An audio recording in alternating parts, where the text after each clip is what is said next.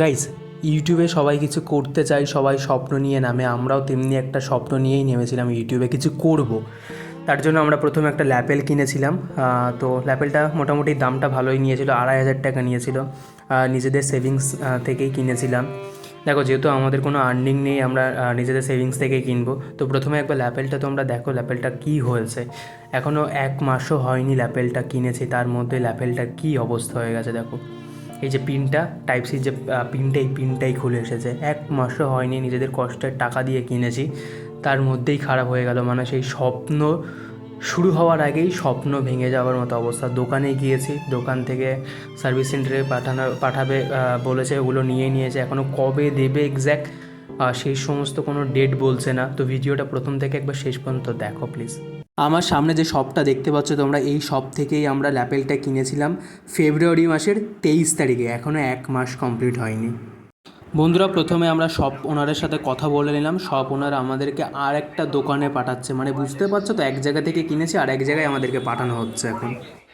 Shop ওনার আমাদের সাথে একজনকে পাঠাচ্ছেন ওই দোকানটা চেনানোর জন্য, বিকজ ওই দোকানটা তো আমরা চিনি না। আমাদের সামনে যে লোকটা হাঁটছেন উনি আমাদের সাথে যাচ্ছেন ওই দোকানটা চেনানোর জন্য। জানি না কোথায় নিয়ে যাচ্ছেন, তো ওখানে যাওয়ার পরে দেখা যাক কী হয়। দেখো গাইস, উনি আমাদের গলির মধ্য দিয়ে কোথায় নিয়ে যাচ্ছে, শেষ পর্যন্ত জানি না কি হবে আমাদের সাথে।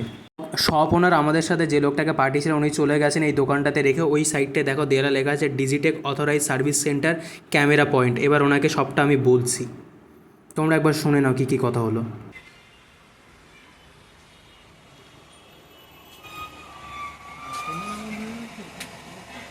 এটাতে কিন্তু আমরা কিচ্ছু করিনি, যেভাবে ফোনে তো আপনার ঢোকানো হয়, বার করানো হয়। আমি পাঠাবো, কোম্পানি থেকে রিটার্ন করে যদি প্রোডাক্ট হয়, আমি আমার দিক দিয়ে করে দেবো। এটা ফিজিক্যাল ড্যামেজ তো। কতদিন সময় লাগবে?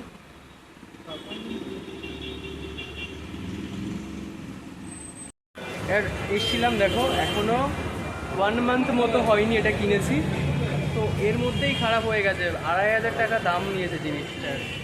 এখন বড় কথা, আমার এখন খুব একটা খোলাপাড়া বা কিছুই করিনি, ওটা ওরকমই ছিল। এখন বলছে যে ওরা কিছু করতে পারবে না, দেখা যাক চেষ্টা করবে নাকি।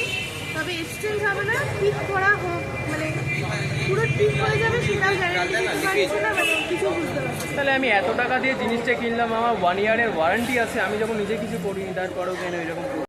বিলটা ছিল, বিলটা আমাদেরকে এখন জেরক্স করতে পাঠিয়েছে। প্রিয়াঙ্কা জেরক্স করতে গেছে, আমি সেখানে দাঁড়িয়ে আছি। গাইস, জেরক্সটা আমরা নিয়ে চলে এসেছি সেই camera point Digitech authorize service সেন্টারে। দেখা যাক এবার কী হয়।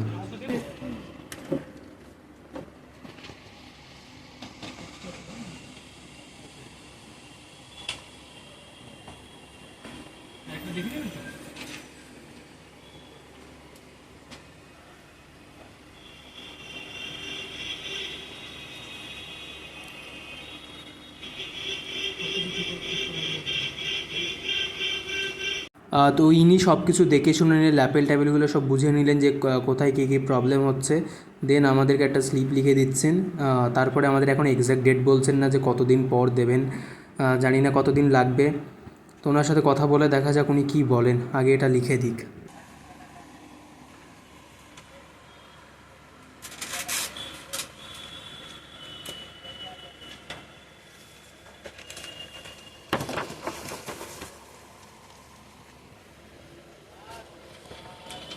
এটা কতদিন লাগবে তাও? মানে আমরা দূর থেকে তো এসছি, এবার কতদিন বাদে আবার আসবো একটু বলে দিন। মানে আমরা তো দূর থেকে এসছি, কতদিন বাদে আবার আসবো?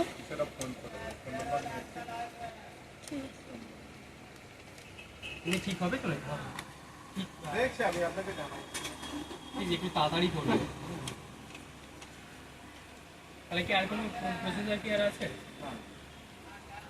তোমরা সব শুনে নিলে তো, দেখলে তো উনি কি বললেন।